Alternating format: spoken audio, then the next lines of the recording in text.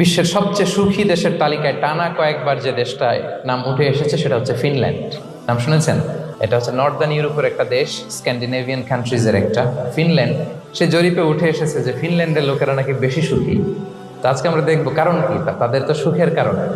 ফিনল্যান্ডে একটা ইউনিভার্সিটি আছে, university of হেলসিঙ্কির একজন রিসার্চার জেনিফার ডি পাওলা, সে দুইটা কারণ উল্লেখ করেছে বেসিকলি। যে তো প্রথম যে কারণটি সে আইডেন্টিফাই করেছে সেটা হচ্ছে তাদের হেলদি লাইফস্টাইল।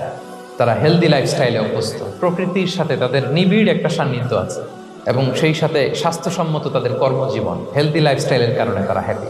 তো আমি খুঁজে দেখলাম যে এখন ফিনল্যান্ডের লোকেরা হেলদি লাইফস্টাইলের কথা বলে, যেটা বিষ্ণু ইসলাম ১৫০০ বছর আগেই আমাদেরকে জানিয়ে গিয়েছে, ঠিক কিনা বলেন?